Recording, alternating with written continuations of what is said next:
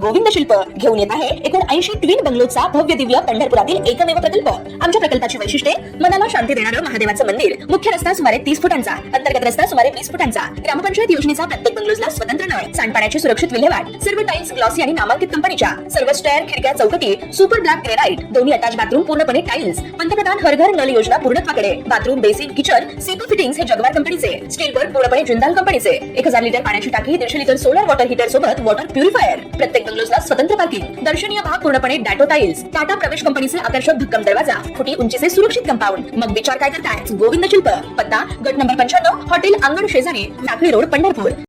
ताज्या घडामोडी पाहण्यासाठी आमच्या YouTube चॅनलवरील PVR म्हणजेच पंढरी वार्ता या न्यूजला सबस्क्राइब करा आणि शेजारील बेल आयकॉनवर क्लिक करा।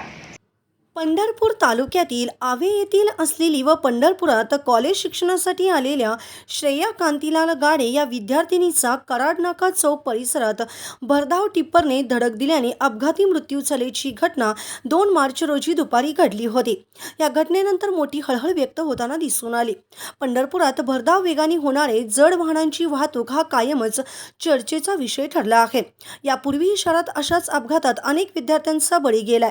एकीकडे शहरात अनेक बिगर नंबरचे टिप्पर, गौण खनिज वाहतूक करणारे, बिगर नंबर प्लेटचे अथवा नंबर प्लेट पुसट झालेल्या मोडलेल्या नंबर प्लेटचे वाहने बिनधास्त वाहतूक करताना दिसून येतात। यातूनच शहरात होणाऱ्या अपघाताच्या घटना हा चिंतेचा विषय ठरल्याचे दिसून येते। 2 मार्च रोजी कराडनाका येथील अपघातात विद्यार्थिनीचा मृत्यू झाल्याच्या घटनेबाबत आज आमदार अभिजित पाटील यांनी विधानसभेत लक्ष वेधले।